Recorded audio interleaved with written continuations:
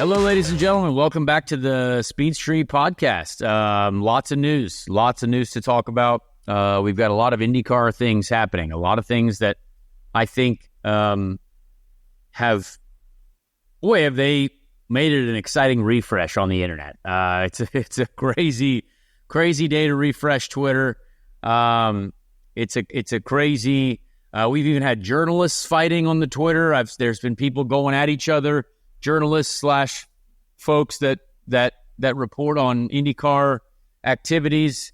It's almost like a battle royale. It seems like, which, hey, maybe all good IndyCar marketing. I don't know. There's a lot of IndyCar being talked about.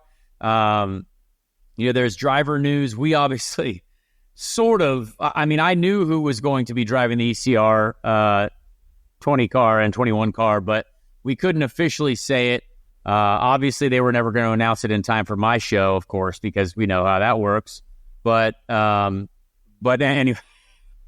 that was just funny to think of. But it's probably not true. It was very sad. They should have done it. They should have waited. They should have done it on Monday. Yeah. No, but it's we kind of knew what was happening there. But again, respect the news process, and I have a few things to say about that as well.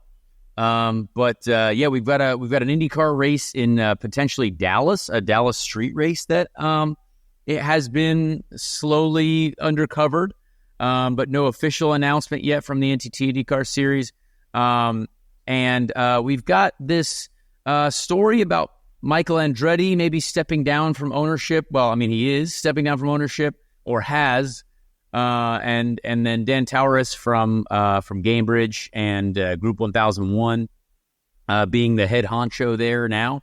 So, boy, is it a juicy news week.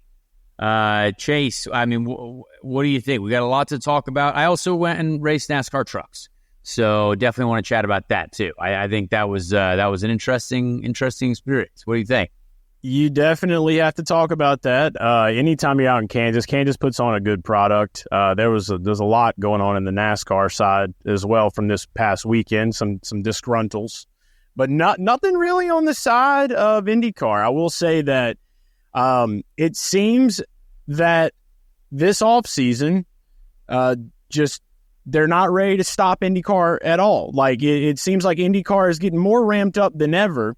Which, honestly, hey, what if we were still racing right now? Like that's the way it feels. It does feel like, we're just waiting for the next race coming up next weekend because of all the news that's out. But with that being said, we know that that's not the case. There are a lot of things lining up, and I'm sure there's going to be even more as we get closer to the end of 2025. So I'm ready to dive into it. This is some of the biggest news I think that we've had all year, and we've had a lot of big news this year. Yeah, there's a lot to get to, and we also have a great guest. So this week, I've had a few different requests through YouTube comments or comments in general on social media about maybe having someone from the engineering side on the show. So we've got a Indy 500 winning engineer, a very talented engineer. He got me my first IndyCar pole position. Luke Mason, who is Josef Newgarden's engineer at Team Penske. So that honestly was a fantastic conversation. I could have asked him questions for hours because I think being able to paint a picture for our fans, for folks that want to know more about what we can actually do to these cars. A lot of people have this general opinion of it being a spec series when it's, yes, there are spec elements, but I think we kind of discover where you can go and what you can do outside of that. And hopefully you guys enjoy that. So great guy too. Luke's the man, not just the engineer, big jet ski guy. Yes, yeah, absolutely. No, great guy. One of my favorite people in the paddock. So I think you guys will enjoy that. I think that'll be a good one. But let's just to get it out of the way, before we get to IndyCar news, I'm going to talk a little bit about NASCAR truck racing because, if you didn't see, we were racing on Friday night in the NASCAR Craftsman Truck Series in the number 44 Polka Dot Chevrolet. Good looking truck. Good, great looking truck. Yeah, I enjoyed. Definitely couldn't miss it. I really, really enjoyed learning the Kansas Motor Speedway. Really cool track. I had gone there when I was much younger to watch IndyCar race there. And after going there, I'm like, boy, I wish IndyCar was still racing here. I think this is the type of track that we would have an awesome race at. It would obviously be very close, very tight racing. But gosh, I just think it would be awesome. But yeah, it was quite a different experience. We had 20 minutes of practice right into qualifying. This was actually my first ever oval truck qualifying. So I've done a few truck races before, 2 Vegas races, but those were during the COVID era, so there was no qualifying. And then the truck race at IRB, I did not get to qualify because the truck broke after practice. So this is the first time that I got to get out on an oval, tape the front up, add some downforce, and just use new tires for one lap. That's so wild. That was your new first experience. time. Yeah. I would feel like you've done this so many times in the past, but like when you Zero talk about times. it like that, like how everything's stacked up, that's crazy. So how was your first qualifying run? What did it feel like to actually qualify? Well, so in practice, I thought we were very loose. Like I was struggling to get the truck to turn, trying to kind of get where I needed to be line-wise. Everyone kept telling me that I had to go to the top line, get up near the wall. That's where the speed is. But obviously in qualifying, you're going to take the normal racing line, try to cut distance, try to be full throttle all the way around for the one lap that you get. And so I was trying to work on that and use the tires early on, but definitely thought I was a bit too free, a bit too loose. But the truck, for me, it's such a fascinating experience because when I try to turn into this oval corner, which should be flat out, there's the steering process and the loading process, to compare it to an IndyCar, is so much slower than what we have in the IndyCar. IndyCar, if you're turning in at Nashville, for example, you're turning and you're already at the apex. Like it's so fast. It's very, very minimal inputs. Whereas the truck, I'm turning, and this whole time I'm feeling the chassis twist. It's not a carbon frame, it's not a carbon tub. I'm feeling the chassis flex. You're feeling the side force load onto the car. You're trying to use that as efficiently as possible. But it's just a very, very difficult thing to grasp how much you can load that car, how much you can load the outside rear tire. My spotter, Stevie Reeves, who spots for Christopher Bell as well, Stevie Reeves was an open wheel guy. Did some IndyCar racing, obviously knows racing all across the board, stock car racing, IndyCar racing. And he mentioned, because I was like, man, I think I'm doing the right thing. And he's like, I promise you, it is way harder for an open wheel guy to come to this side of the pond than it is for a NASCAR guy to jump in an IndyCar on an oval, because on the NASCAR side, everything moves around so much. There's a lot going on. And then if you get in an IndyCar, all of a sudden you have so much downforce, so much grip. If you give a driver that, all they can be is happy. So right. It made me feel a little bit better about what we were struggling with. I tried to qualify, and I thought the car was too loose, but my team, we were kind of having an argument. Well, not an argument. We were having a discussion like, well, maybe I'm actually too tight on entry, and that's causing the loose. And I'm like, I'm pretty sure I'm not. So we freed the car up for qualifying, which is actually probably not quite the right move. And we went into 1 and 2. It was also very windy at Kansas. I guess we had some of that hurricane winds that didn't quite bring rain, but boy, did it bring the wind, which meant that similar to an IndyCar, if you have that much wind, like one end of the track was very different from the other. So 1 and 2, I went in flat out. I was like, all right, yeah, 1 and 2 feels okay. Maybe I had a bit of a lift. And then 3, 4, I tried to turn in flat and just had these big moments of oversteer, just loose, and had to get off the throttle. And so we were really slow in qualifying, obviously. I mean, that's, as soon as you lift there, you're kind of dead in the water anyway. Right. But it didn't really matter. Obviously, we were like, I wasn't worried about it. These races for me are so much about just experience and getting into the race to then learn as we go through it. But yeah, wild experience just to kind of show up, practice, right into qualify. I didn't even get out of the car. And then a few hours before you go racing. These one-day shows are kind of crazy. That's how it rolled. Get ready for the wall at Homestead, though. You got good wall preparation. The wall is very important at Homestead. Exactly. Yeah. So that was one thing that I tried to do in practice was get up a little higher on the track. And I really do enjoy that I can do that. It's fun to run the top side of the track. And turns out in the race, that's pretty much all I did. But it was a very interesting experience to learn. And I promise you, it doesn't matter who you are. It's wherever you're coming from. It's Shane Van Gisbergen. I mean, he was amazing on the road courses, but those ovals, it takes a while for people to learn, and it's been quite an experience. So to get into the race, so we don't waste a ton of time, and we can get to our IndyCar news. Right out the gate, pretty bad. We started 29th out of like 34 trucks, I believe 34 or 35 trucks, I think. And NASCAR has a rule that you can't get out of line at the start, right? Until you cross the start-finish line. So that's a completely fair rule. That's smart. So you don't have a bunch of people going crazy, before the start line and causing accidents and stuff like that. So I had the 46 truck in front of me, who I have no idea who the driver is, honestly. I had not a clue. And it's a name that I'm not familiar with, so maybe he was new to it, which is fine. But 46 at the start, 46 truck, yeah. At the start, we were going, and the funny thing is Marco was actually one truck in front of me, and I was like, oh, cool, I want to get to Marco. Marco went, this guy went, and I thought he had just either stopped or something had broken, because he had gone so slow that, like, unless I drove into the back of him and hit him, causing an accident or causing some sort of issue, because if you think of that, the accordion effect also happens. We've seen that at the start of IndyCar races. If one truck slows and the next truck slows up even more, guess what the truck behind me does? Probably pile drives me into the outside wall. Yeah. So and doesn't go up like a skateboard. Exactly. So my only choice was to cut out of line so I didn't hit this guy who decided not to go on the start, or something happened. I don't know. And I got a drive-through penalty for that. And I was like, I didn't make up any time.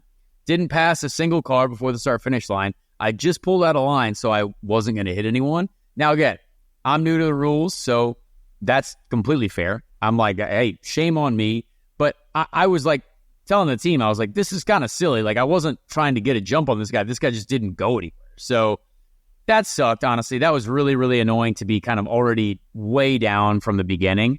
To get a drive-through for something like that is really bad. Like, I would have said, okay, like, if I gained any positions, I guess you give those back.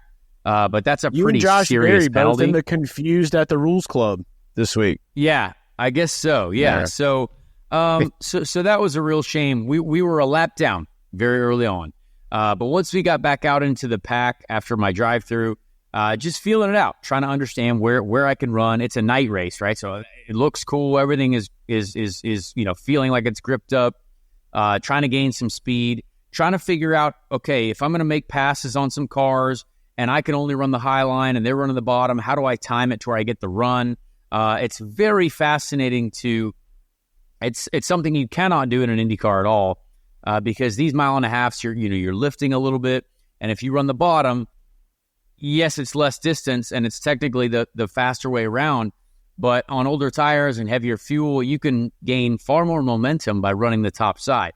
You use more throttle, more RPM, momentum, and you kind of cross over at this point if you time the run right. And that was actually really enjoyable for me to try to figure out, because I was like, okay, I need to push it to the wall as close as I can so I can get this run out of 4 or out of 2 to then make a move into the next corner. And that was a really fun experience to try to learn.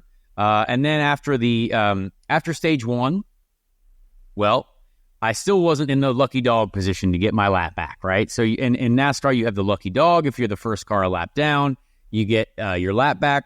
I apparently was not that, because the leaders were able to come back around and lap more cars than me. So that was a shame.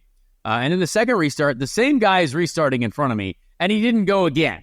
And I was like, come on, 46. Like, what are we doing here? But this time I didn't pull out.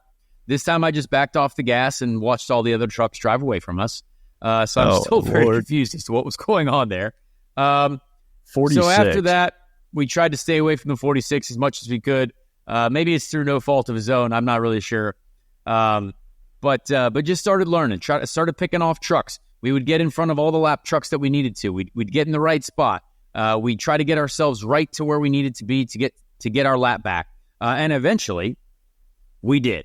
I was struggling still with being quite loose. I was like, man, I'm fighting the rear. I think the front turns in a little bit too slow, but then the rear just gets super, super free in the center of the corner. I couldn't really run the bottom line at all because running the bottom compared to the top, running the bottom means you pretty much have to steer more. Use more of the steering, get the car gripped up at the bottom, and then try to accelerate off for a good exit. And I was not able to get the car just turned as aggressively on the bottom. For me, it was trying to just roll the momentum on the top and keep the car near the wall. And so once we got our lap back, and I was trying to, man, it was so fun to kind of experience all these different restarts and go to the top side, figure out what was going on, 3 wide, middle, top, bottom, tried to stay to the top. That was such a fun experience. But we got our lap back. Now we're fighting, with like Matt Crafton, Ben Rhodes, a lot of guys that are very good truck racers. Shout out to Ben. Yeah, and I felt pretty proud of that. Honestly, I thought it was a good move for us, but we definitely, I don't think, had the overall just the raw speed to kind of compete over the long stint. I thought at the beginning of the stints we were quite good. I think in the middle of the stint we struggled a little bit, and then kind of brought it back towards the end of the stint as the truck got lighter. So overall, the race was very low attrition, right? Anytime I do a NASCAR oval race, there's no attrition. Same with IMS, NASCAR, Xfinity. We had 1 wreck at the beginning, and then it was pretty low attrition the rest of the way until you had 1 wreck at the end that we barely missed.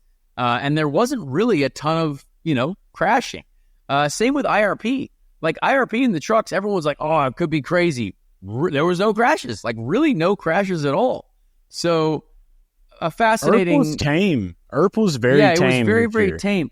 But that also meant that the last stage ended up being like, okay, a split strategy, kind of like an IndyCar race. Like some people decided to save fuel. We were one of the folks who decided to save fuel.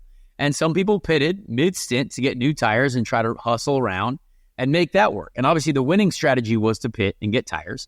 But we decided, we got as high as 7th on the fuel-saving strategy.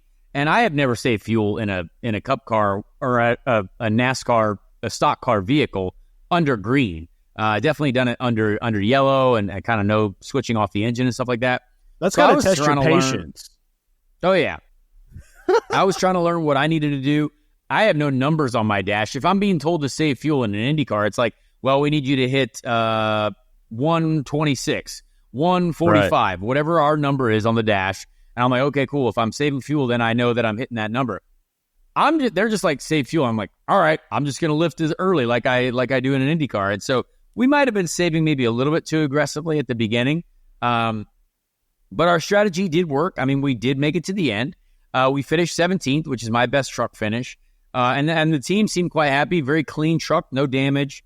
And I learned a lot. I feel like I'm ready right now to get back to Homestead, or to get out to Homestead, and just get going again. But really interesting experience. No attrition. So again, a lot of time where I could just focus on my driving and try to figure out, how I can use the sidewall of the tire. There's so much flex in these trucks. There's so much movement. It really is quite a busy experience. Like it's in an IndyCar, there's really not a ton of movement in the wheel. You feel everything through the seat of your pants, through the under britches of your body, and the truck, it's just, there's always something happening. Every stint, something feels like it's a different vibration. It's a different, smell. There's all kinds of different stuff going on. Again, it's something that I really respect. Everyone in the NASCAR industry, and every time I've gone to this world, I keep trying to tell everyone how much more respect we got to have for this area of racing, because I think it's fascinating to find the speed. I do believe there's a lot in, per vehicle on like how they're set up, how the body creates aerodynamics. If I look at the body of my truck compared to a couple of my teammates, I'm like, well, there's a couple differences here and there, but that's just kind of how things are made. There's just differences, right? So got to respect those disciplines, it's man. Not That's bad, why right? it's so not important. A bad thing. Yeah, exactly. No. It's not a bad thing. It's just like, hey, this is this is what kind of creates some interesting feelings that are new to me. So and there's a lot of people that love the truck series, man. It's one of the most beloved series in NASCAR. So that, along with, you've had the Xfinity experience now you've had the truck experience, and just learning kind of like how you basically, maybe you can take one or two things over, but you kind of have to like have a brand new book to write and take notes in for what you're doing. Yeah, but and by the way, number 46, Thad Moffitt. That's Thad Moffitt. No, it was not. It was not. It was not this time. It was for some of the season, but it was some guy named Monteith or something like that. Monteith. Yeah, something 46. Like that. Yeah. So that was an interesting one. But yeah, just enjoyed being a part of it. It felt nice to kind of have just a solid finish for us. Again, no one wants to finish 17th, but in the truck series, when there's 34 trucks, there's a lot of different people around. Ended up racing around, some decent trucks. That's also counts. very helpful. Very helpful. Yeah. But I think I learned a lot for Homestead, and just really enjoyed working with Nice and just representing for Polka Dot once again. We didn't get a lot of TV tap, which is fine. We didn't deserve it. But to come back for what we had to come back from, being a lap down and ending up kind of all the way up as high as 7th, that was really fun. So that's our NASCAR truck talk. The thing that I left that track with as well, though, is like, I wish IndyCar raced at Kansas Speedway. And, oh my goodness, are there a lot of campers at Kansas. I think the NASCAR weekend where there are all 4 series racing there, ARCA, Trucks, Xfinity, and Cup, we really do have to get to another level on IndyCar oval racing, I think, to attract that many people. Because if you show up just to Nashville for the 2 days and there's really only 2, Indy Lights and us racing, I don't see it being worth the spend. Not as much as, like, let's say a NASCAR weekend. I was there on Friday morning to get, my credential and stuff like that. And I'm driving around this track and I'm like, goodness gracious, there are a lot of people here. And not only a lot of people here, like a lot of just campers for the whole weekend. It was unless there's something else going on. I mean, there was a Great Wolf Lodge there. Maybe it was for the water park. I'm not really sure, but it was like, it was really impressive to see how many people maybe the casino show up to go camping. Yeah, maybe it was a casino. There's also a casino right around the way. Yeah, the Great Wolf Lodge is definitely a place. I know my wife and my son have went on a vacation there when I was out of town for a race once. But I think that most of those people there racing and gambling. Probably. Yeah, exactly. Maybe that was it, but it was cool, man. What a great track. If IndyCar is listening to this, let's try to go to Kansas. Let's try to figure it out. Let's try to make a package where no one's scared. I don't want to be scared. I'm not going to be scared racing there. It's a great track, smooth, not too far high either. Quality. Yeah, but I don't even know. Yeah, Kentucky would be great too. But that's, again, there's a track that I know would work. Kansas would definitely work. So we'll see what happens. But anyway, let's get to IndyCar news. We don't want to drag on. We want to get right into the weeds. What do we start with? Where do we begin? I think the first thing, let's start first off with the Alex Rossi to ECR news. Now, again, I think if you listen to last week's show, you kind of know how I feel. I do believe that this can be a great operation with the amount of money that they've got. Big investment, which, again, happy for Ed and then that business that they've got going on over there. And if there's new business and new money coming into IndyCar, doesn't matter where it is, we have to be happy about that. I think that's exciting for the sport. It's exciting for the business of the sport. It means that Alex Rossi can get paid good money to do his job. It means that Christian Rasmussen can get paid to do his job as a full season driver. The one thing I still just have a slight problem with, and this might be my own personal vendetta, but I have not seen, and I've looked around. There's been no social media posts thanking Renus for any of his work in the 5 years that he was with the team. That I have a problem with. I'm going to go ahead and say that I have a problem with. And again, maybe it's coming, and if it takes this show, which I don't think anyone there listens to this show, but if it takes this show to just put up something about Renus, like put up something thanking him for all of his work for 5 years, for however many years he's with that team. The guy got a win. The guy really got them their only results in like almost a decade. Like their only win in in forever. I just don't know how that's possible. Like, you see all these wonderful things from McLaren about, hey, thanks Rossi for all of your time here. Teams like any team that has had a driver that I would have thought was as close as Rinus was to that operation. And again, I don't know internally how badly it went down. Maybe it was way messier than we expected. That's just speculation. But still, you always are going to see that. Like, I don't think I can remember a time where even if they had bad terms that you didn't see that from a race team. And that goes across NASCAR, Formula One, IndyCar. Like, it's just what you do in business, right? Especially when you have somebody. Even I got a joint statement. Even I got a joint statement. Like, no one was thanking me for anything, but like, there was a statement released. I am blown away. It makes me so mad because poor Rinus deserves far better than that. Rinus is, he dedicated his whole career in IndyCar to being the best he could be for ECR. Gave them a win, gave them, podiums.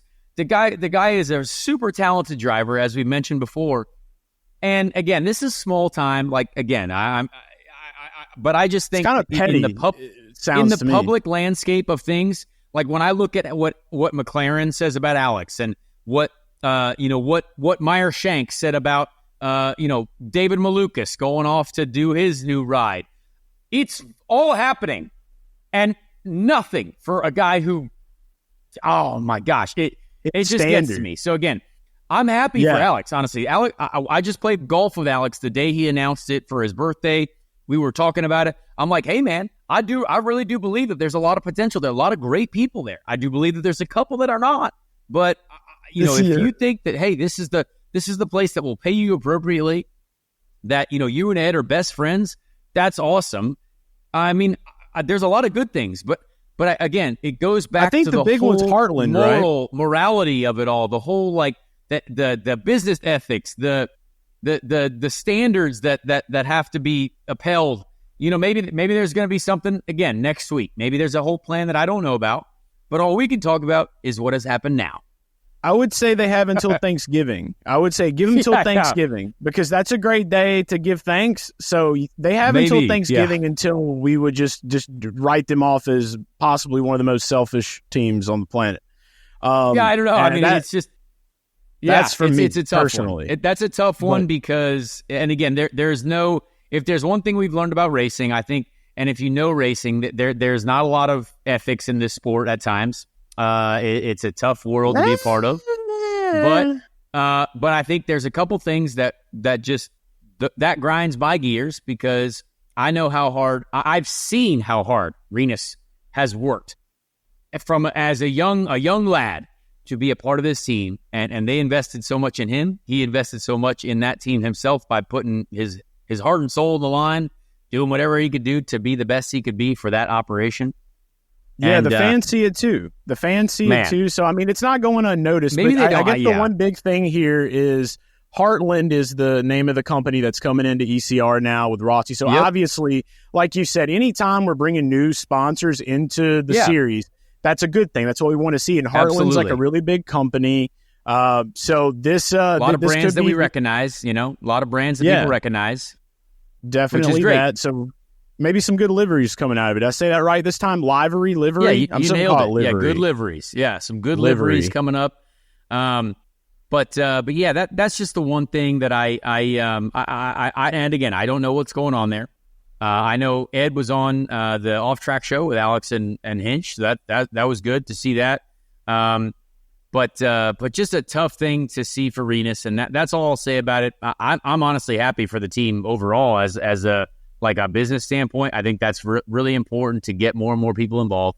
But just some easy things on like thank the guy that fought for you and that actually drove for you. And again, I noticed the public when I look at the public, what they say, it's like, great choice over Rinus and like. And yeah, he's got a lot more trophies. Like, I'm sure it's going to be better now. It's like, I don't think people realize how much is not it. People, there's so much about this sport that is more than just like, who is the driver that is hired? And I still don't understand how people can't really grasp that. But that's why we're here to try to say, hey, it's more of a group effort than you might think. It's more of I think it's great for Alex to go there. And yes, does he have more trophies than Renus overall? Absolutely. But like, I wish there was a thank you. That's all. That's it. Let's move on. So it's understandable. Again, just a quick thank you post to a guy that fought his butt off, worked his butt off to do everything he could do. And now he's got no job. And it's highly unlikely that he will get a job. I believe that he has enough talent to end up somewhere, but I believe that there are a lot of drivers who have enough talent to end up somewhere, but who's got the money? Who's got the budget? That's a big question. So anyway, let's move on to something that, again, Chase, you posted a video about on your YouTube channel as well that I saw, that I watched. I have not posted about something about this yet because I wanted to have a discussion about it. I watched David Land, his YouTube channel. He posted a video about this that I reviewed. And let's get to the Dallas talk. Before we get to Michael Andretti and how that, big news. Boy, that's a wild story too. There's a lot in the Andretti. Like, this is where we're about to dive deep into the sandbox. So here we go. Into the sandbox. Yeah. So Dallas. Okay, let's talk about it. Well, I have a lot of opinions. But I want to hear them. Most of them rely on, or most of them have to do with, I wish we could be racing at Texas Motor Speedway still. The race that we put on there was so good, no one went to it. So I believe the NASCAR racing was not the problem. Drivers were there. They'll vouch. Yes. Yep. We did share that event with them at times. I believe our product was not the problem. We found the right aero configuration, but the promotion of it was bad. There's no doubt about that. The promotion of the event was bad. No one had any idea that we were racing at Texas Motor Speedway, and the race was bad. To be fair, the race was not good for a little while because I was a part of a lot of these races. The racing was not good, but eventually it was good. And the funny thing is, even when the race was good, the last year there, my car, I had a real tough time racing there. So it was good for several people, but that just meant that it was also a difficult oval overall still, which is what you want, I think. You want it to be a challenge, to be fast, but at the front, if it's a great race, that's awesome for our product. So, just tough to see that Texas Motor Speedway is still kind of not there. I do believe that if we promoted it correctly, which I think that there was a lot of, this is where the motorsport reporters started to kind of get after each other a little bit on like, we wish it could have been at Texas, but here's why we're going to Dallas. So I do understand why there is excitement about doing a street race around Cowboy Stadium. I mean, it's Jerry World, right? The Cowboys are, without a doubt, one of the largest business entities in the NFL, right? Jerry World, big It's place. better to call them a business entity than a team, I would say. Yeah, not a great team. I don't think Dak Prescott is the guy. I don't think Dak Very Prescott's well the guy. known team. Yeah. No. I don't think maybe Dak Prescott is the guy, but I understand the potential excitement there, but how are we going to do it? Obviously, someone's looked into this already. And again, there's no official announcement from IndyCar yet, so this is kind of more like a we think this is going to happen type deal. And it's for 2026, right? So not next year. 2026 would be the debut year of this event. 2025 schedule is set. Yeah. So a schedule's already out for 2025. Now, again, when I see it, I'm like, cool. I saw Miami Formula One race around a football stadium. I believe Miami Formula One, when they come in and they set up street races, they put about hundreds of millions of dollars more than we do to create a street race. Now, we do have some very successful street races on our calendar, right? We've got the Grand Prix of St. Petersburg. We've got the Long Beach Grand Prix.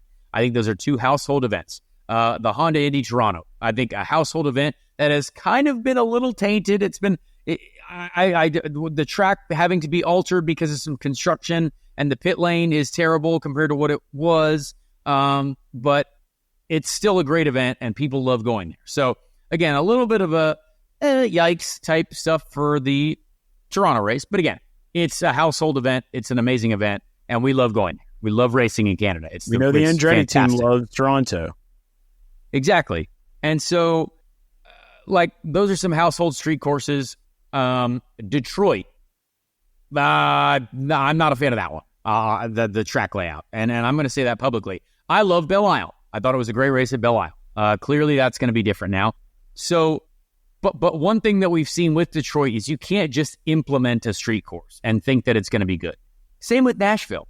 The Nashville street course I thought was not a great track. I hated that track. But again, it was exciting to be there. It was cool to have the bridge. Like, the bridge was sweet. Maybe it was the car that I was driving too. We had a terrible car in Nashville. Aesthetically, it was good for the fans, cool. I'd say. The fans loved it. Aesthetically good for the fans. Walked right up Broadway to get to the racetrack, right, from your hotel. Like, that's kind of cool, I think. But again, that ended up being, well, now it's gone. And it's back to the Oval, which I love the Oval. So I think that's great. But there's a reason why it's gone. It's because of some construction, right? Some things that when you go into a city or a street type event, you have to realize that because you race there for 3 days, you have a 3-day race weekend there. Well, there's a city that's there for the rest of the 362 days of the year, right?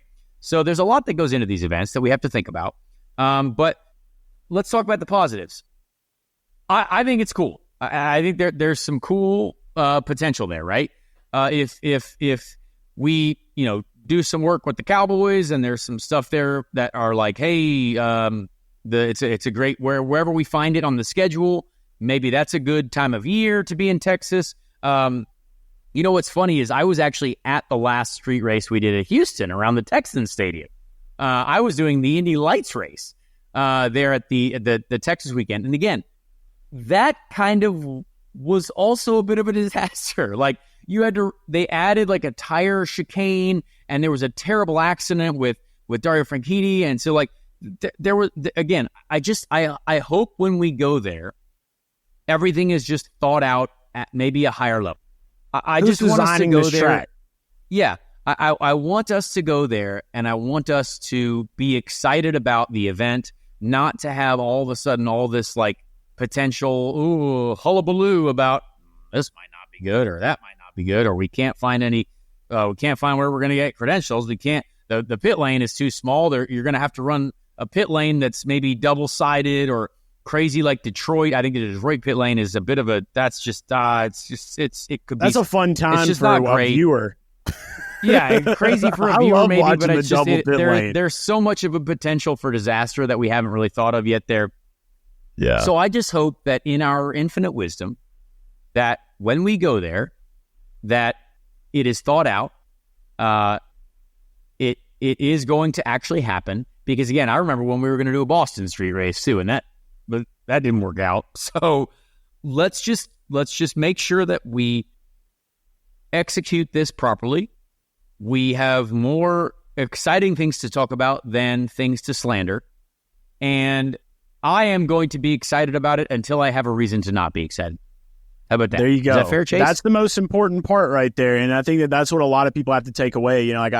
My only thoughts really on it is, like you said, activation is everything. You compared it to F1 in Miami, and maybe that's what they're trying to do, and maybe that's not what they're trying to do. Maybe this is because of Fox. Maybe this is because of the deal with the NFL and the Cowboys being a very well-known team.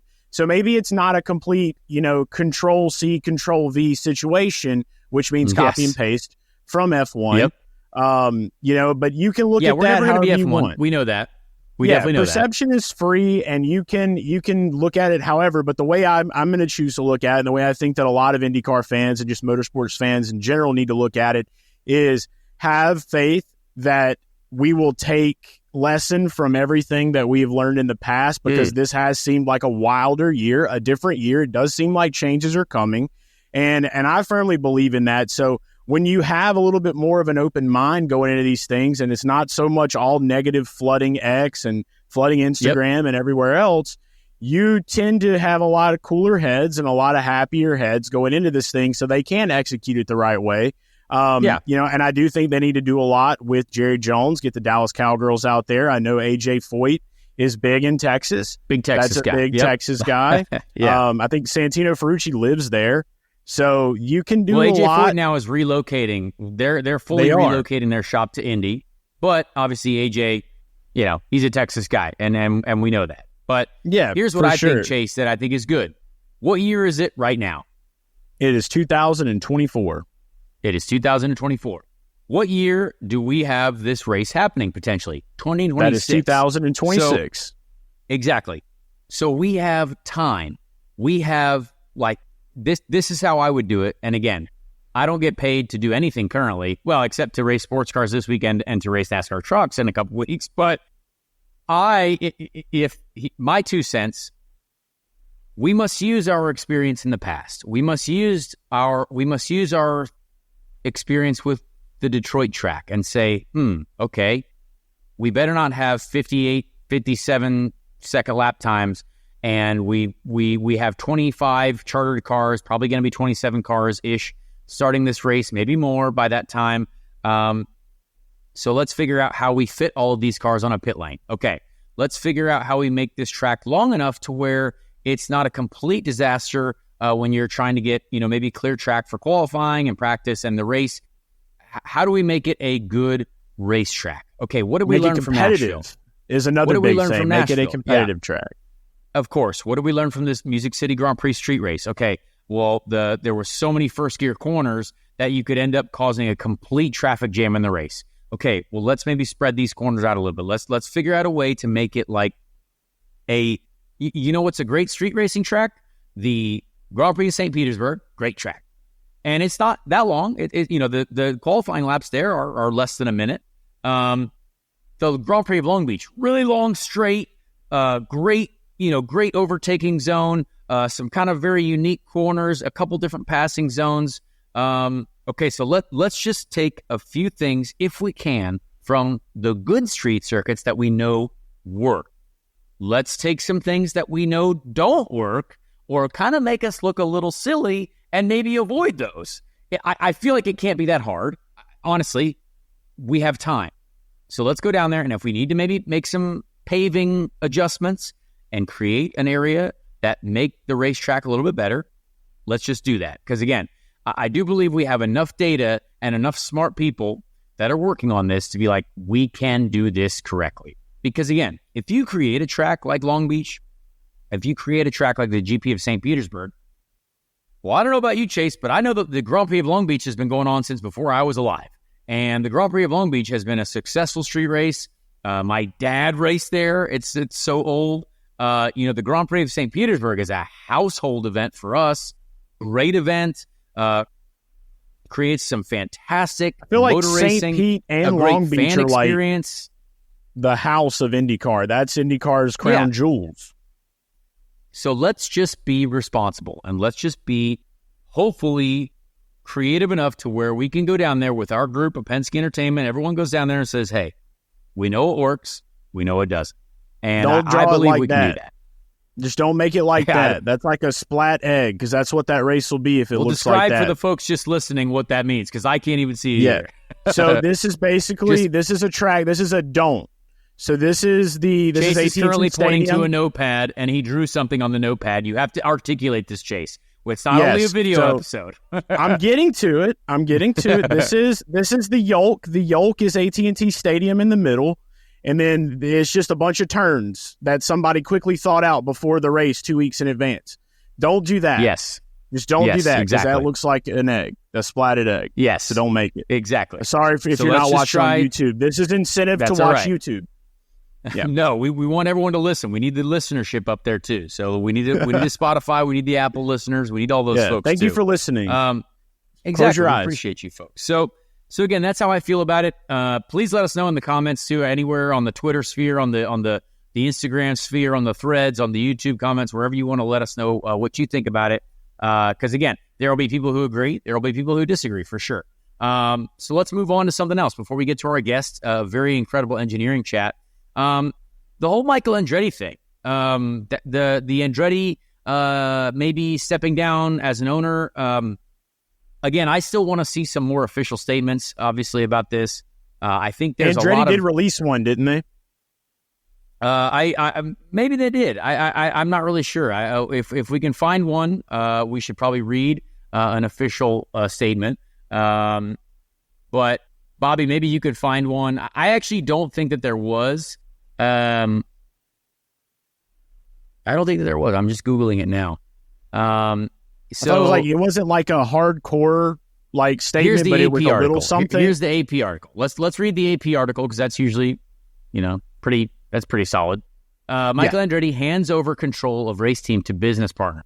Formula One plans in limbo. This was by Jenna Fryer, who obviously is a very well and respected journalist.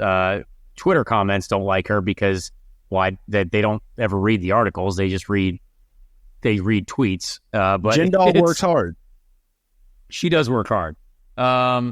So there's this article here that says Michael Andretti has restructured Andretti Global to give co-owner Dan Tauris control of the organization, while Andretti will stay on as the strategic advisor of the team, which he has led since 2002.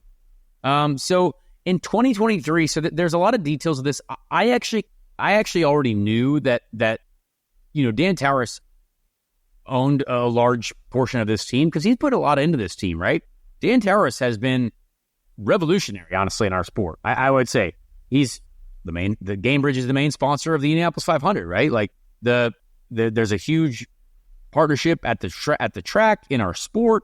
NASCAR they're paying too. Man loves motorsports. They're in NASCAR. Obviously, I was going to get there. Yeah, they're in the NASCAR Cup Series with Spire. So, they want to be a part of the Formula One World Championship.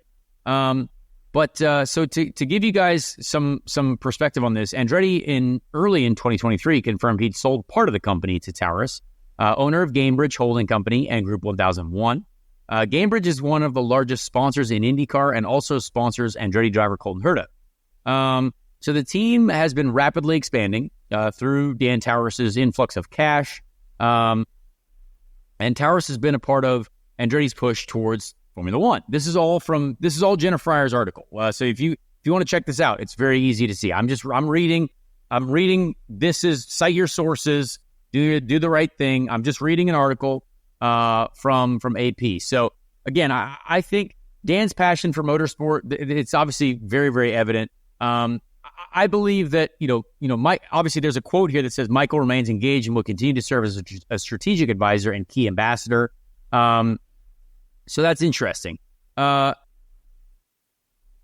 the drama comes is the first person that reported it was Sportico, which is a publication owned by Roger Penske's son, Jay Penske. So that's kind of wild. That's how it all came about. Kind of it's kind of an odd. The way it all went down is very interesting. But apparently some comments here infuriated Penske and his leadership group. His leadership group slowly began dealing more directly with Tauris. The comments that Michael, I guess, made sometimes were making Penske mad, and there's a lot going on here. So earlier in the season, there's just a lot of it's a little messy. But again, this is just something that I am fascinated to continue to follow. Michael Andretti has been someone that I've driven for, right? Like I got to drive for Michael, and I still hang that up as one of the most incredible experiences of my life to be a part of the Andretti Global organization for 2 races. I was actually just going through I was going through files on my computer to kind of get rid of some things, and there are several Andretti sponsorship proposals that we sent out for the 2016 season, my rookie year in IndyCar. We were hoping to be with Andretti at some point.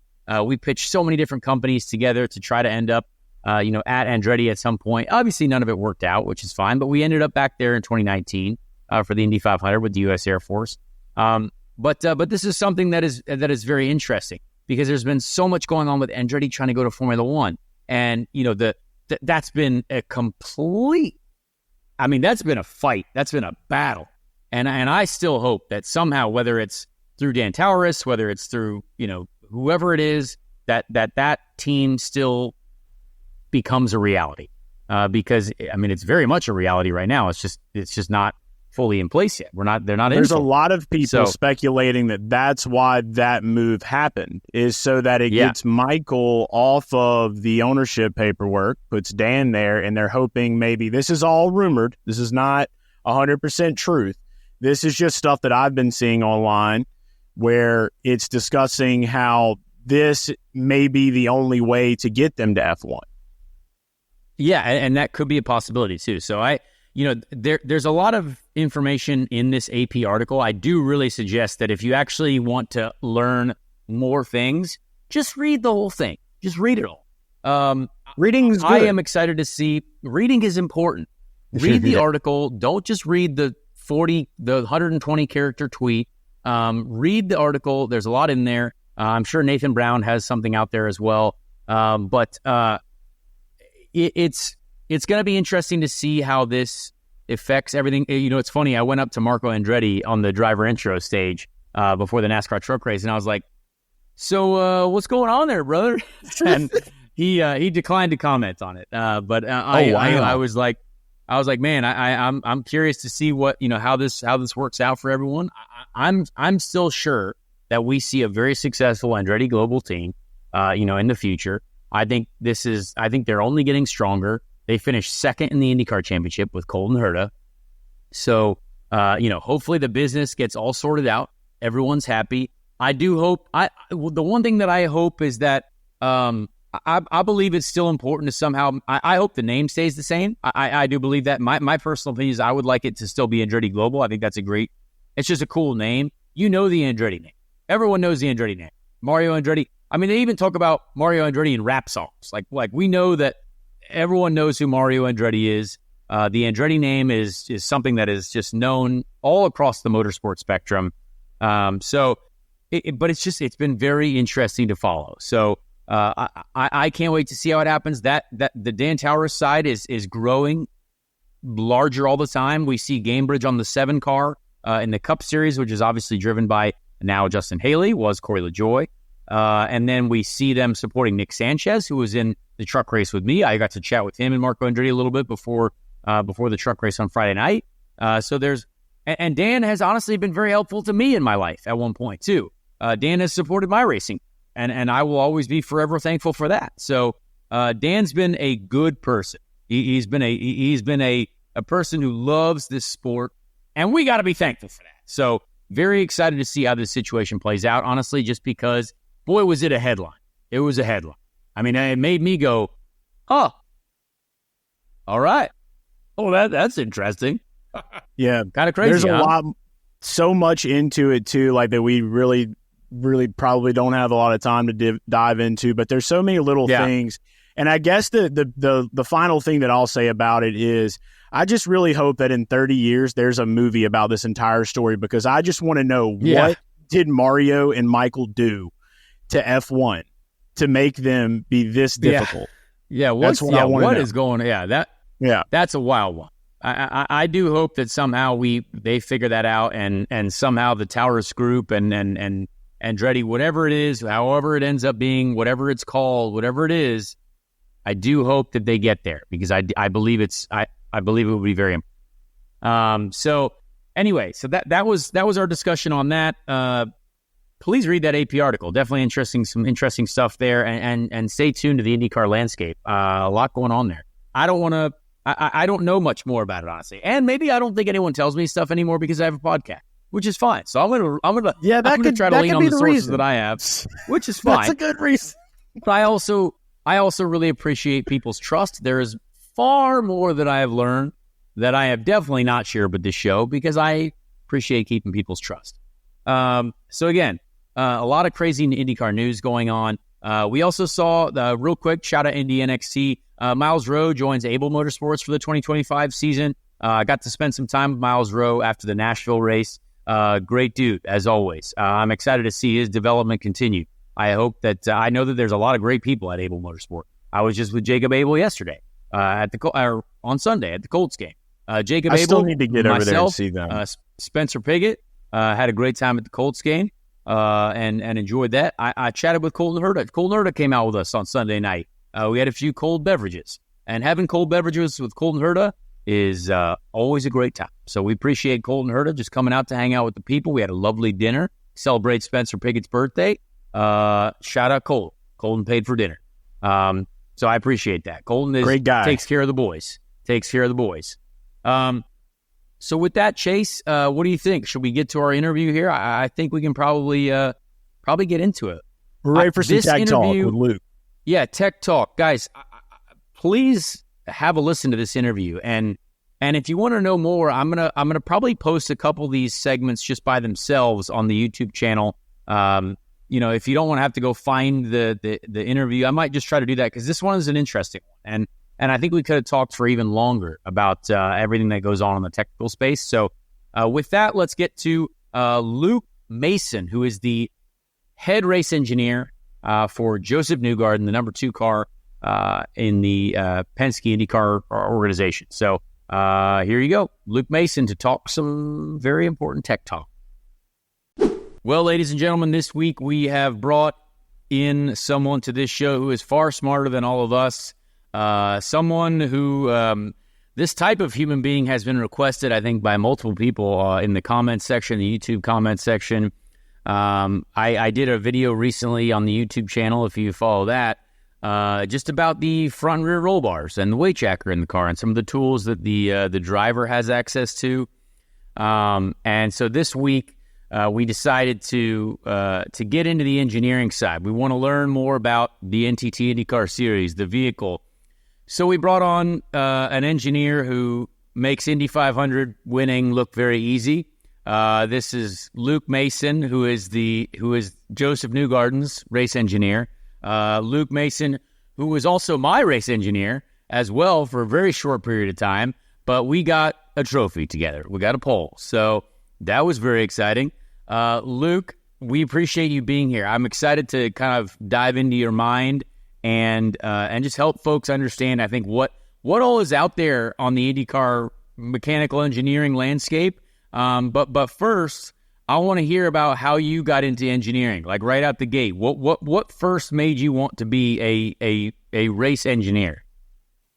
I think the short story is that I wanted to be a racing driver, and Mum and Dad didn't have enough money, so I decided that the best way to go to a racetrack was be an engineer. That's the real reason, to be honest. That's easy. Yeah, it's good. Yeah.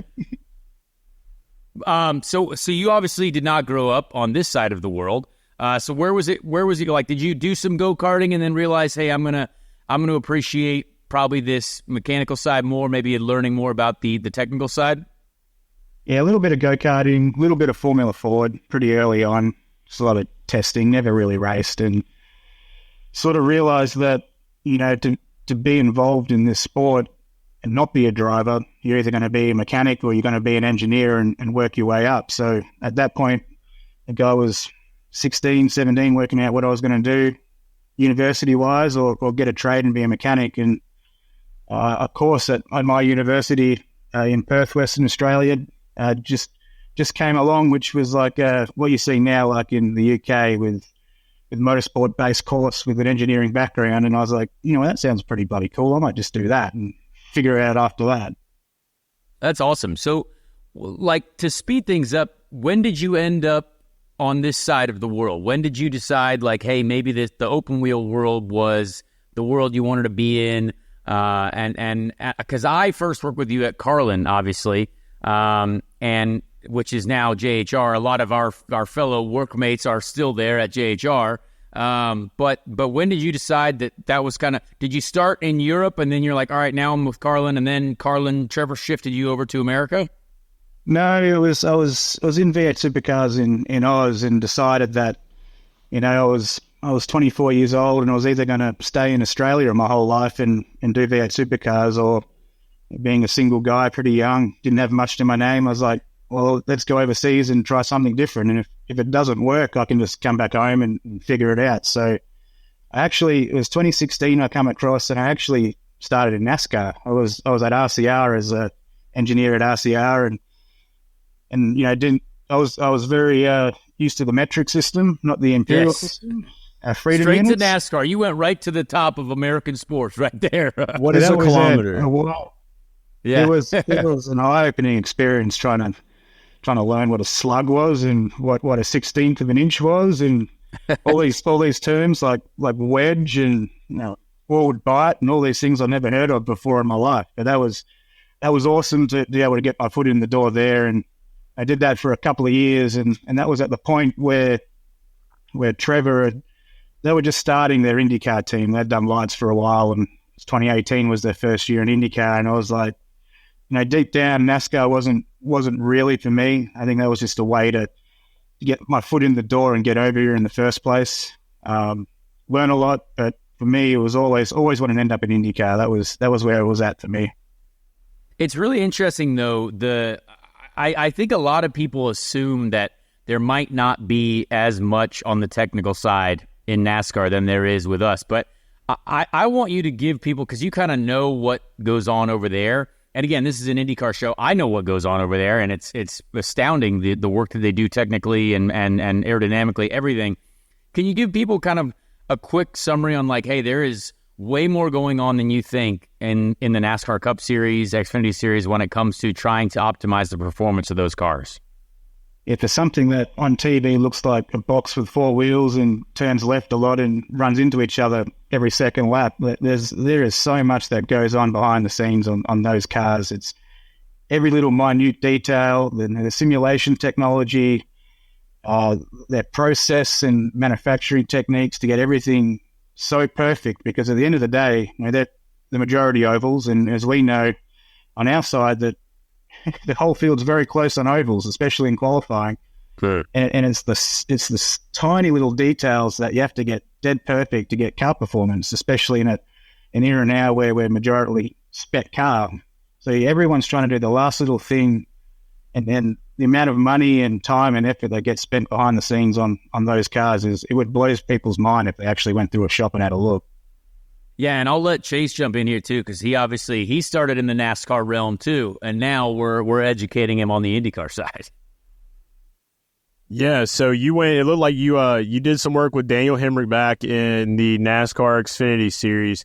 So going from that world and seeing what you've seen there, like, what are some of the things that now that you're in IndyCar, has there been anything that you've brought over from the NASCAR world and applied to your process, really? Or not maybe so much just in the technical aspect, but just in more of the aesthetic of the sport, some of the things that they're doing right that IndyCar can look to become better? Because for you to say the goal was always to get into IndyCar, I think there's a lot of people on the back end that have those same feelings. A lot more people that I met in the NASCAR world that talk about IndyCar and how that's where they want to be at, which I found pretty surprising.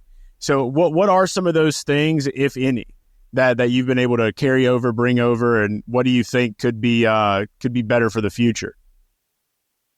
I mean, a lot of the oval principles still apply. Like the way a car gets around a corner at oval doesn't change. Physics doesn't change. It's still the same thing. So, a lot of the lessons learned there and how to get a car to turn left well, and what actually happens, where the weight goes, what's actually happening to make that work. So it all still applies. And the way I think about how to get a car to operate faster around an oval is still the same as I would if I was plucked out of IndyCar land and went straight into NASCAR. It wouldn't change. But for me, the other part too was just, we touched on it, that the detailed side, and especially the 500 cars, Daytona 500 cars, the amount of little work and effort and tricks that all the crew chiefs would go to make those cars as good as they possibly could be. Just detailed work on every component. And I was fortunate enough to work with some pretty smart people in NASCAR land that that was instilled in you, that every bit needed to be perfect, every bit needed to be polished, every detail matters, and that's how you get speed out of a car. So now you apply that to the way I operate and how I want to go build a 500 car with my group, and it is exactly the same. So there's a lot more to turning left than just turning the steering wheel, is mainly what we're here to let everyone know. Yeah, correct. It's true. So let's talk a little bit about, I honestly have so many questions. We could probably talk for an hour on this, and like I'm gonna get a bunch of clips of this interview because I think it's really cool to hear about different things. Like, for example, when you first got into the NTT IndyCar Series, right? No Aeroscreen. Okay, so there's one car that is behaving a certain way, and when you first got to the sport, what did you think of, I guess, the package that we had available, and then how have you seen it? How have you seen it progress, or what are the differences now, do you think? I mean, the car itself is very similar. And if you talk specifically, at the Speedway, and the car itself, fundamentally, it's still the same car, and everyone rags on us for still having the same car. But at the same time, all those little detail bits have changed. Like we've got new floor components that we can use. There's new front wing, wickers and extensions and bits and pieces of changes there. And obviously the big one being, the Aeroscreen is probably the biggest thing. And at the end of the day, we're going to do everything we can to protect you guys behind the wheel and look after you. And there's probably countless times that the Aeroscreen's done a really good job. It's without that, we'd have a lot more injured drivers, and we don't want that.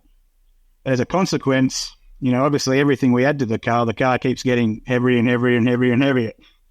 So you ask every driver worth their weight in gold, and they'll all scream that the car's too heavy and we need a lighter car. And engineers are exactly the same. It's a lot easier to work on a car that's lighter because you've got less mass moving around and the loads are less, and it's easier to monitor and get in the right window. So for me, the biggest thing that's happened is the weight has gone up quite substantially.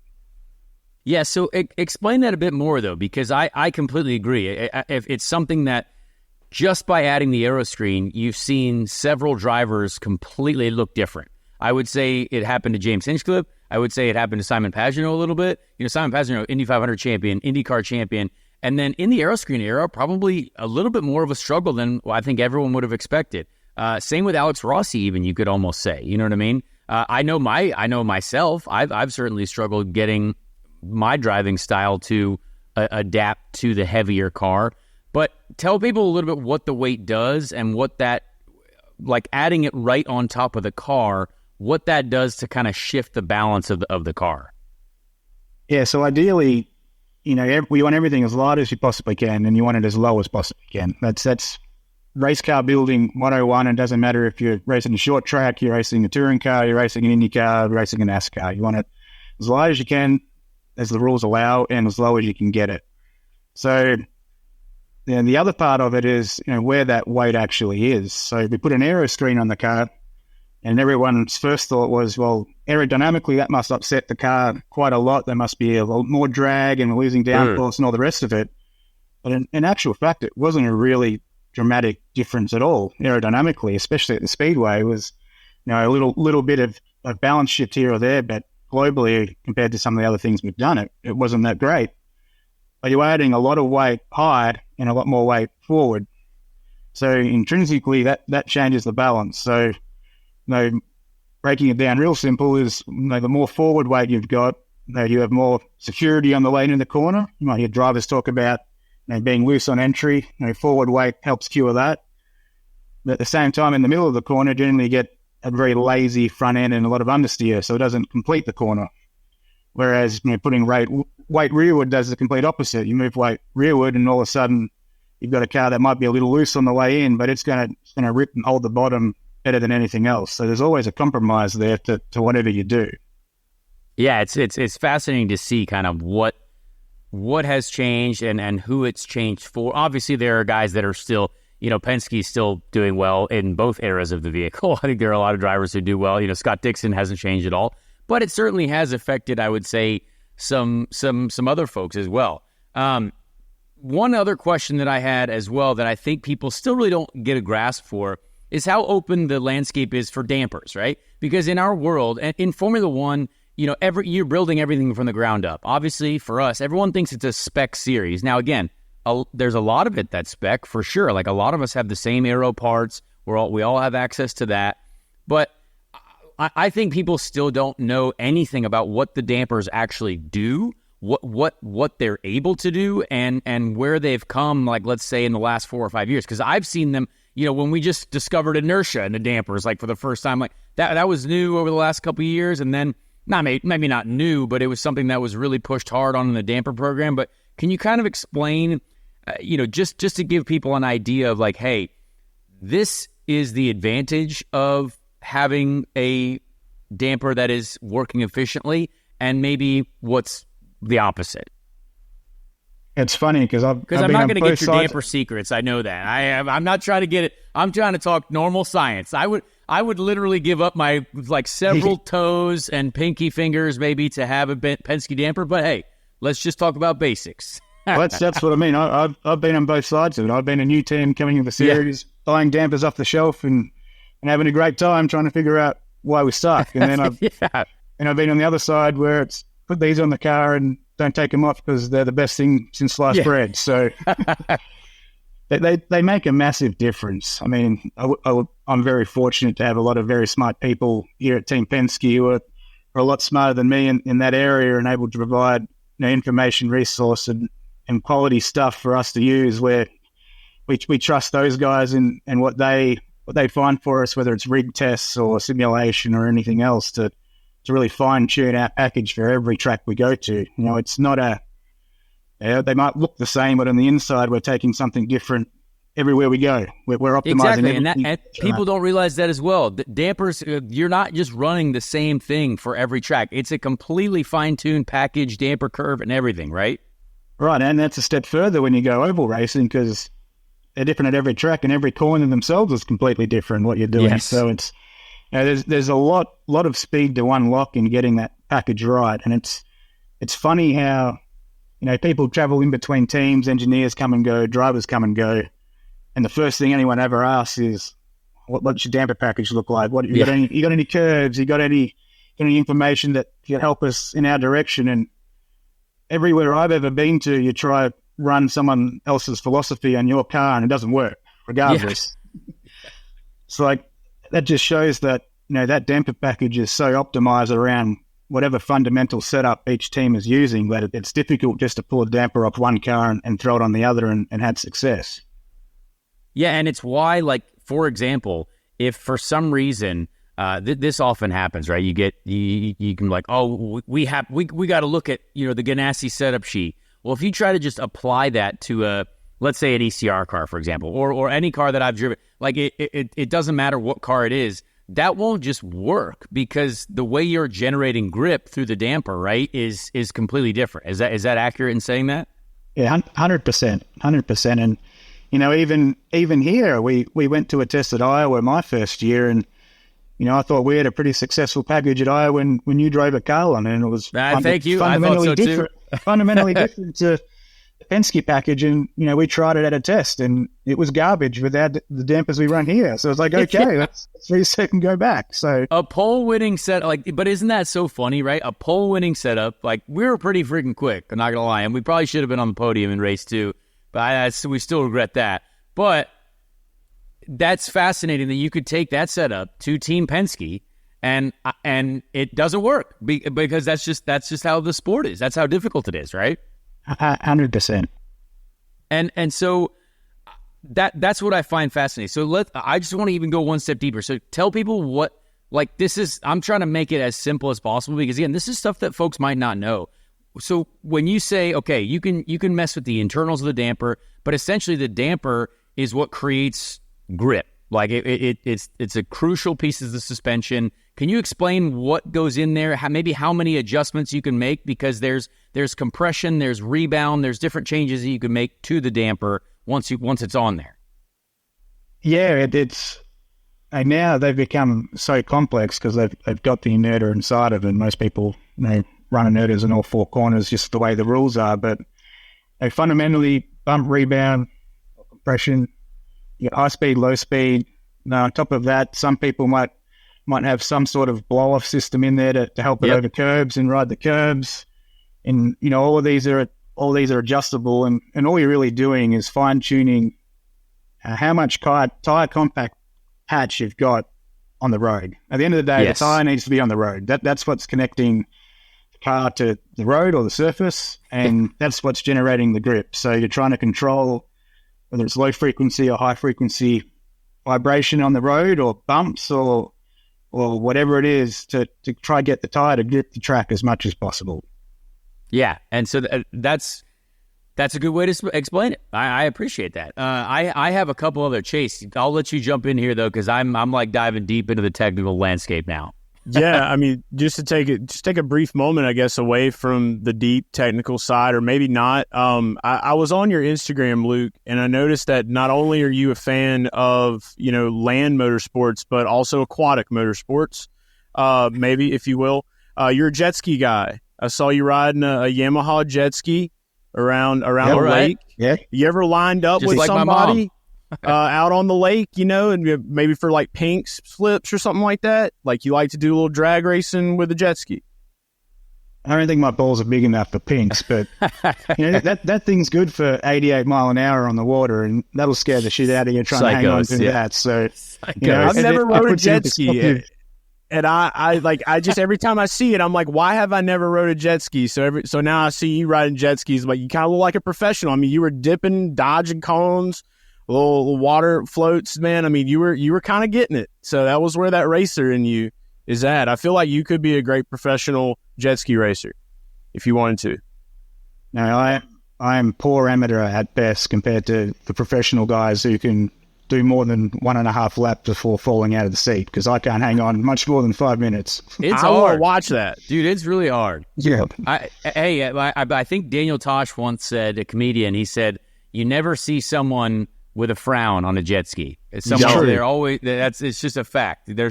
I've never seen anyone frowning while riding a jet ski. So it's true. Can't be unhappy on a jet ski. Exactly. So Luke, I wanted to kind of do something. Well, actually, no. I'll wait for that one. But let's talk just a little bit about the aerodynamic side right now, because at Indy, everyone talks about what trim level are you at, and sometimes people are like, well, what does that even mean? You know what I mean?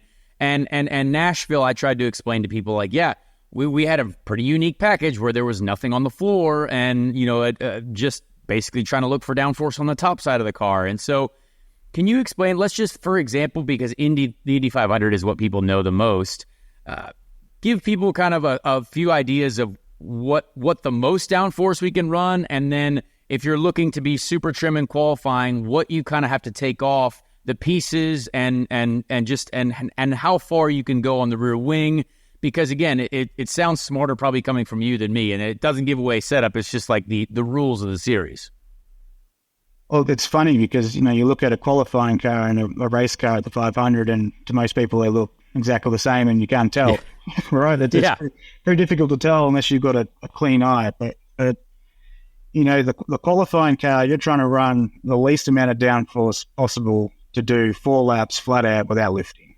And based on whatever your mechanical package is, that includes the dampers, whether you've got, a hot good set or you're struggling in that department, but you're going to trim to whatever level you can to do just that, be flat for 4 laps.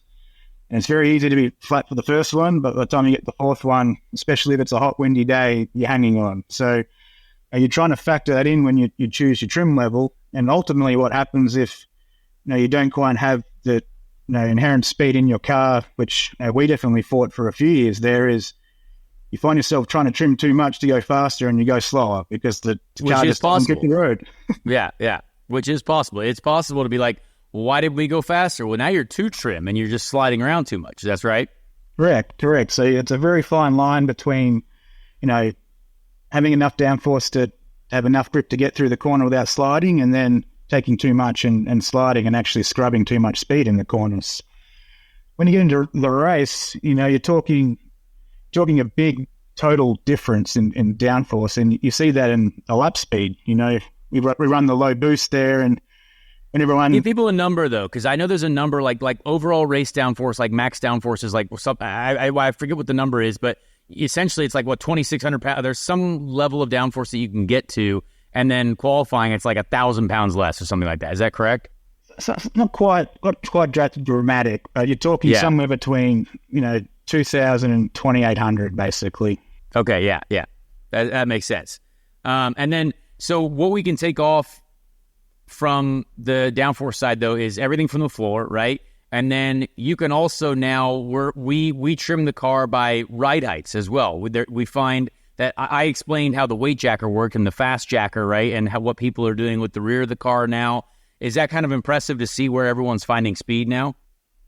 We've gotten to the point where everyone's had this car too long now where it takes all these little things to get get the last little bit of speed out of it. It comes back to the detail comment earlier, is everyone's finding these fine details now to get the last little bit of speed out of the car. And yeah, but I mean, all that matters. So like, I guess when you say, hey, okay, Joseph, we're going to need to, or me, for example, like we're going to need to go out there. We want to go a little bit faster. You could easily just take downforce off the wings, right? But there's more speed by taking the stuff off the floor. Like that makes the car way less draggy. So is that something this is all stuff as well that as teams, every team has a simulation for what it might do. So kind of tell people what you guys look at from the simulation side and say, hey, this is what we think it's going to do. And now it's probably all quite close. Is that correct when it happens in real life? Yeah, it's we have our aero guys, whether they're doing CFD or they're in the wind tunnel with a car learning and mapping, and we take that information to our simulator guys and they'll run us a nice L over D, a lift over drag sort of progression of here's the total amount of downforce, and if you're going to be the most efficient as you can for drag, you're going to work down that line, that plot, and that's as efficient as you can trim. And you sort of take that and go, okay, well, this one makes the most amount of sense for these conditions. It might be a hot day, it might be a cold day, so you're factoring that in, and you're just kind of working down that progression. So whether that's rear wing angle is the obvious one, or a rear wing wicker. You see wickers in the race at the speedway now because they're allowed. That's a real easy one for people to see. But at the same time, if you're putting rear downforce on, you need to put front downforce on to balance the car, otherwise it won't turn. So that's when you see the extensions on the front wing, wickers on the extensions, all those little things to try balance the car. But you do all that and it goes slower in a straight line. So again, it's a real fine line of, you can have a car that races really well in traffic and can get to the front, but is it fast enough when you're at the front to stay out front? And that's the battle everyone fights. Yeah, for sure. So I want to do a quick funny question, but you went from engineering me to Josef Newgarden, essentially. Can you compare, and this is, you can say whatever you want, but what do you think, comparing driving styles, right? When you look at, okay, this is one guy, and then immediately different. Now you're at, obviously, Josef, well-established champion and winner of everything in the world. But can you tell people what it looks like going from driver to driver, and you see how drivers drive differently, and also how their feedback is different as well? It's funny, and you'll laugh, but fundamentally, yours and Josef's driving style in an oval is extremely similar, and you want very similar things. It's quite Makes ironic. Sense. Quite ironic that how aggressive you both are on inputs, and you want to feel what the right rear of the car is doing on entry. It has to be very locked down to have confidence in the car early in the corner. It is very close, very similar. I mean, that makes you feel good. but it's vastly different to when I first arrived, how they set up a Penske IndyCar at the Speedway. How those really good guys were, and you go back to Juan, Elio, Simon, Will, is fundamentally that car was set up the opposite. It was very, very careful inputs, very slow, very precise on the wheel, and the car does a lot of turning for itself. I'm sure you've driven a car that's similar to that versus the other, and whilst both can be very fast, it doesn't matter if your driver doesn't have confidence in it because he won't push it. So, that's the big difference for us, and I think that's a part of where Joseph's newfound success at the speedways come from, is trying to make him comfortable in a car versus what might have been done previously. Of here's a really good car, we know it's won before. I learned to drive that. Yeah, and that's interesting that you say that, because a lot of the times you get to a team, and this is happening growing up too, like in the F3 ranks, you get there and they're like, you have to drive this car, no matter what it is. And obviously, Penske's won a lot of Indy 500s, so I assume that there's a setup there that's probably worked for a lot of years, right? And it was the same when I got to ECR too, very good at the Speedway, and they're like, this is probably how we're going to run it. And we didn't really make a lot of changes, and to be fair, it was a good car at the Speedway, and we had some good races there. But it can be shifted, and there are probably small things that you and Josef work on that are like, hey, we have a fast car, but how do we win that race? Like you got to try to do a little bit of testing, do a little bit of experimenting. And you guys were clearly able to find that. I mean, you're 2-time, 2 years in a row Indy 500 champion. Is that kind of what made the difference? Just fine tuning to what Josef needed or what you thought he was looking for.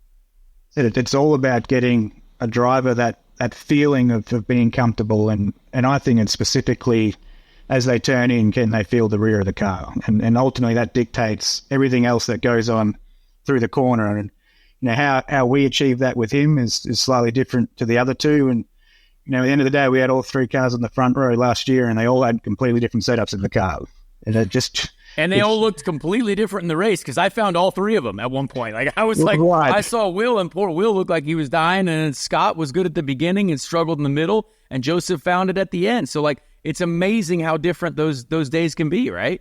Right, and it just shows that if you've got inherent speed in your car, be it build and mechanical items, and really fine tuning your body work and body fit, and get everything in the right window, that you can run a car mechanically so many different ways to achieve speed. It's just a lot of it is just driver preference and what they want to feel. Yeah. So I know we've kept you for a while, but I want to do a quick exercise. I think this would be kind of funny for people. I want to do like a pretend practice session. Like you were engineering me. I just got done. It doesn't have to be a Penske car. We can go back to when we were at Carlin, because you don't have to share anything. But like, I want to, like, the communication factor. Let's say we were at St. Louis, or let's say Iowa, for example, because Iowa was nice. And you're like, hey, all right, I've just done a practice session. Luke, we've got a little bit too much understeer from the apex to the exit. We'd like to fix exit understeer. Like, as an engineer, what do you like to go to first for trying to help the driver with exit understeer in a basic sense?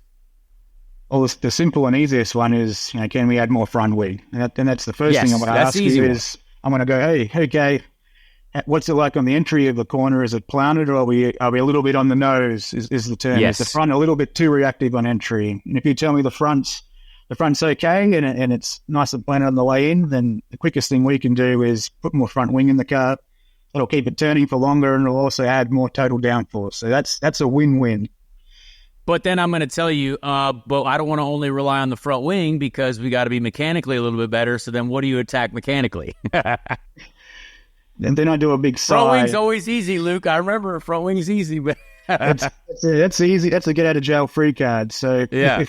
If we can't do that and we're going down the mechanical route, it's like, okay, then, do we have enough support on the way into the corner? And, support is, specifically in the front, is when you turn the car into the corner, does it feel like the front rolls over too much? And if we have got enough support on the way into the corner, potentially we can go softer on a front roll bar. Softer is generally more grip. So if we've got enough support for you to be able to lean on that right front tire on the way into the corner, we could potentially soften the front. I explained that in my technical video. No big deal. I said, hey, if I need front grip, we'll go a little bit softer on the front bar. But is there, I guess for you, from a rating system, right? I used 1 to 5. So like, I like to use, okay, if it's understeering, apex to exit at Iowa, 2 out of 5.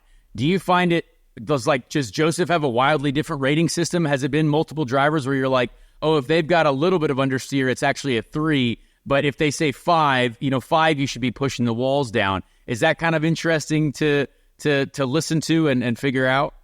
Generally, when he starts swearing at me, it's pretty bad. Yeah. So that's okay, generally yeah, swearing is bad. Yeah. That's the key. Is it's not so much a numbering system or anything specific like that, but you work with a guy long enough and you can kind of hear it in their voice of, yeah, this is bothering me a little bit, but that's not the main thing. If we fix this, we're going to be okay and I'm going to be more comfortable, versus like, oh, damn, I need to fix that because we're going to be backwards in the fence soon if we don't fix that. So it's like it's kind of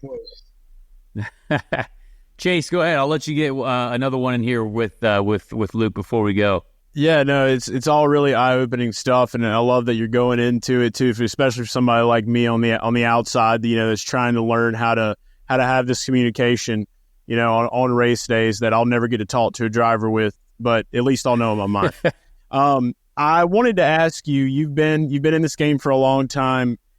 Top of mind, what is one of your favorite weekends where it just seemed like everything clicked, everything went right, and it was just a total success that you can look back on always? Is there one memory or maybe a top three that you have? For me, the 23 500 is probably still my favorite. Sorry, Connor, the pole was good, but that's all right. I think I did your strategy that day too, and I messed that up. So that would have been number one. But hey, we got that trophy. Right. It's right there. It's right there. But no, that 23 500, that'll start at the test day. And as we touched on, we tried some different things to try build a car set up around what Josef wanted and felt. And we did one thing after lunch on the first day, and we drove around the pack, and he pitted and he goes, "Just give me this car again at the 500, and we're going to go win the thing." And that week didn't quite go as perfect as we wanted it to because the qualifying speed wasn't there. But we qualified right next to each other. No big deal. As a group, that we had so much confidence in that race car. It was like, okay, well, all we have to do is not hit anything, have really good pit stops, and if he's there with 5 to go somewhere near the front, we're going to win this thing. That's how good that car was. So that's probably the best weekend I've ever had at a racetrack. For the record, I want to say I believed in you and the team that entire race. I think I was the only person that had Josef Newgarden to win the Indy 500 in 2023. So I was there. So just probably would have won some good money starting back as deep as we were. It was great. It was good. Yeah. Solid.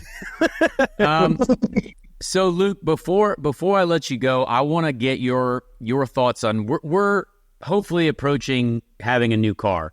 I know, like I've talked to Roger and talked to the folks, at Penske Entertainment. I know that we're probably further along in the new car process than the public even knows. But what would you like to see? What do you think for a new car would make our series? Because our racing is great, honestly. Like I think we have great racing at multiple different tracks, more tracks than I think we're given credit for. But what would be the best thing to have in a new car for racing? Is it just, lighter? That's all we need. But is it more horsepower? Like a lot of people always just say, well, give us big V8s, more power, and then, and lighter. But what do you think makes a great race car, and where do you think IndyCar should go with the direction of the new vehicle? Well, I'm with the majority and for lots of people because I think we should have 1,000 horsepower. It should be 200 pounds lighter, and we should see you guys sliding around all over the place having a great time. All right. Ultimately, that's very difficult to achieve in the current climate, and there are certain things that we have to adhere to keep manufacturers happy, and ultimately, people like Chevrolet and Honda are in the sport and spending a lot of money for their own reasons, and we wouldn't exist if it wasn't for people like that. So ultimately, they have a bit of say in what happens, but at the same time, collectively, I'd like to see us work together and get some weight out of this thing and up the horsepower. And you watch the smiles on all the drivers' faces when they go qualify a car with 1,000 horsepower and 250 pounds lighter, and the show that will put on, you guys leaving hairpins, leaving black marks everywhere over the track would be fantastic to watch on TV. Do you think they'll give us power steering if we do that? You think power steering is coming in the future of IndyCar? I hope not. I think that's a cool thing that we have is, none of this. It's really hard. It's really hard, and I think that's a big differentiator for us is we don't have power steering, and you hear the guys that come from F1 or F2 and they do their first IndyCar test, and seemingly a lot of them do them at Barber, which is an interesting choice, with no power steering for the first time in an IndyCar. But the first thing they say is, holy shit, this thing's really heavy. It is. It's hard. But it should be hard. We don't want this to be an easy thing to drive. Exactly. That's the beauty of it. Exactly. You get a lot of these guys that talk about it that come from there, and the no power steering I really feel like is a big difference maker because we had Theo Pourchaire on earlier in the year, and even he's saying like this is legit, this is real. More F1 drivers should come to IndyCar. So I think that's a big separator right there, and another factor of showing why IndyCar kind of superior. Let's be honest. I mean, there's been places this year with repaves and the car getting heavier and the new tires that they've brought to to help that with the extra grip that, we've had to take caster out of the car so the driver can get around the corner. Like, there's no power steering. You have to give away. You have to physically alter the setup to help us so we can hold on to the steering wheel. Like, that happens. I'm glad to know that it happens elsewhere. Yeah. I mean, I've got King Kong in the cockpit of my thing, and we're still fucking caster. That guy's a Greek god. Yeah, he's built like something that's a statue. That shows how hard it. That's how hard it is. That's how hard it is. That's what you got to do. Yeah, he was. He was. Yeah. Well, Luke, I know I've taken up a large portion of your day, and I hope this doesn't restrict any Penske speed in the future, even though I actually hope it does, because I would like to compete against you guys in the future. But thank you. I honestly, I could ask 100 questions. I think this has been I think this will help a lot of fans that just want to know more about what we have access to, what you can get in, like what you can change. And we really only scratched the surface, honestly. And I know that's probably, you probably got all these documents you got to sign, make sure you don't say certain things, but I appreciate your honesty on a lot of this stuff. And yeah, we appreciate you, man. That was really cool. No, I think the more we can help the public understand what makes an IndyCar work and all the behind the scenes stuff, it only builds our sport and makes it better. I mean, we didn't even get into the hybrid stuff yet either. I mean, because there's not really a ton you could do there, I guess. But I guess real quick, hybrid thing, are you impressed with where we've gone from having it in the middle of the season to where we're at the end of it? And maybe the future is even better? Man, this time last year, we would go do a 4-day test at Sebring and do 2 laps, and we got to the end of the year and we had very little failures, a lot of cars doing good things and making the lap distance. And so I think we've come a hell of a long way. I think that system is only going to get better and better the more IndyCar allow us to use that system, and we test the reliability of it to be able to get more power from it, and use it more across a lap. I think you'll see some interesting strategies and teams doing different things once we open that up. So, I think that'll only get better, I think, as we go here. Awesome. Well, Luke, I've taken up a lot of your time. We appreciate you, and we'll see you, I'm sure, at the Indy test in a couple weeks, I think. Yeah, for next week. Yeah. You'll see the 2025 Indy 500 winner there. Yeah. Who's that? Me? Someone's got to win it. Yeah, right. Exactly. Yeah. Someone's got to win it. All right. Thank you, Luke. We appreciate you. All right, see you later. Well, folks, I hope you learned something. I thought that was a really cool conversation, Chase. I really enjoyed that myself. Did you learn a lot yourself? You felt like you learned something? I did. Anytime I can take away from a mind that, like, when I think about engineers, I think about like mad scientists. So anytime you can take away from a lot of the hard work that they're out there doing, it's a good day, and it helps me to rethink, how I probably should have done better in math when I was a young boy. There you go. Yeah, I would agree. So anyway, that was an amazing segment. Feel free to let us know who you think we should have on the show next week. I have the Indy 8-hour this week coming up. By the way, I wanted to mention that we are racing this weekend. The race is actually live on YouTube, so pretty easy to find. Anyone could watch it. I believe it's the GT World Challenge YouTube channel, potentially. Or if you just search FIA Fanatec GT3 Racing, you should be able to find it. The qualifying broadcast is going to be live broadcast, which I think is super cool. We're kind of in an era of streaming where you can just go to the YouTube and you'll find it. So pretty cool to be able to do that. I'm racing this weekend with the Random Vandals racing team with Connor DeFilippi and Ken Cook. So if you're coming out to Indy, the IMS, Indianapolis Motor Speedway, Saturday is the race. So that'll be really, really cool. I'm excited about this one. It's going to be a lot of fun. Weather looks great. So definitely come out and check that out. And if you want to watch it on YouTube, it's right there on the YouTube. So 8 hours of racing, 3 drivers in our car. Should be an interesting one.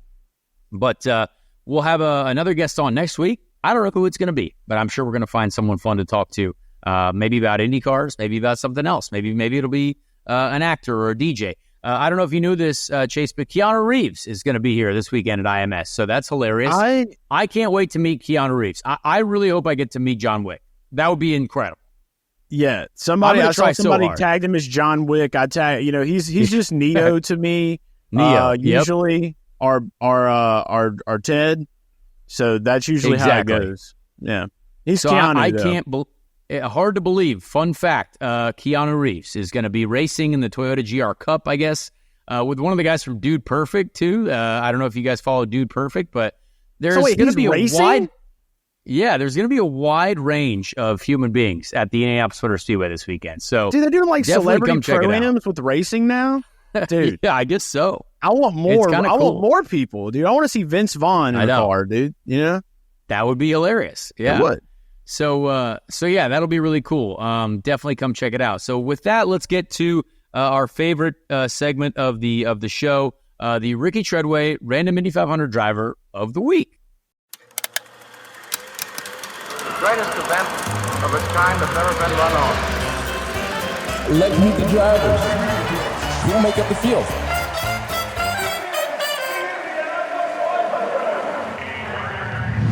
And this week we went to the 1920 Indianapolis 500. We're getting old.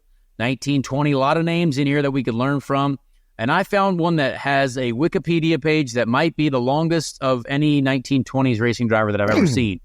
The 7th place finisher in the 1920 Indianapolis 500 is Jean Chassagne. How you spell Because he's that? French. It could be Jean Chassagne or Jean Chassagne. It's, I don't know.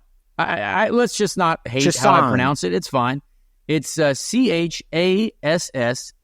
Jean Chassagne. So Julien Jean Chassagne. I'll ask Romain Grosjean how to pronounce it.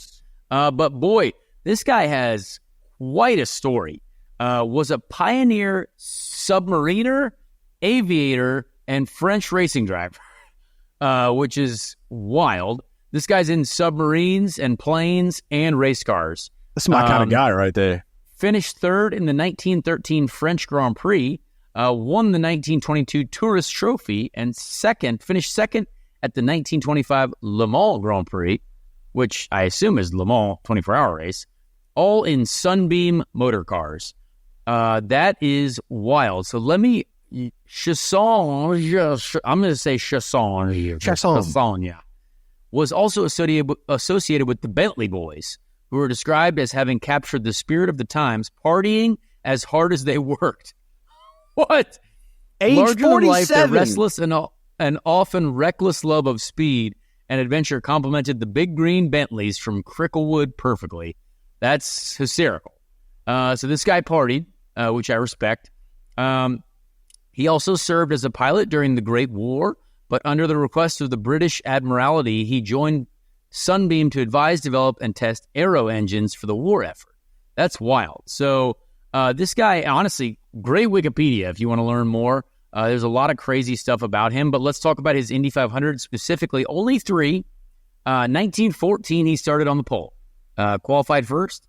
1920, he finished 7th. That was his best finish. And then 1921, started 6th and finished 18th. So, again, this is a name that I do not know how to pronounce, but Frenchman.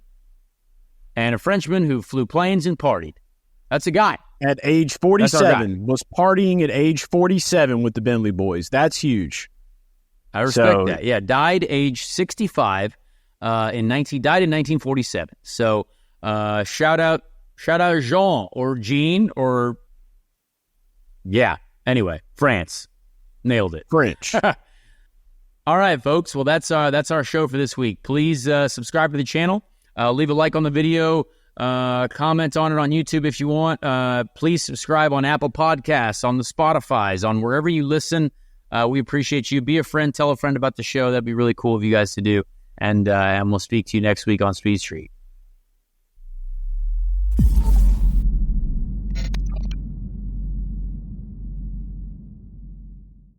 Hey everyone, Connor Daly here. Please leave a like on this video if you did enjoy it, and also subscribe to the channel as well. That would be very helpful. Be a friend, tell a friend. Thank you so much for the support, and we'll see you on the next episode of Speed Street.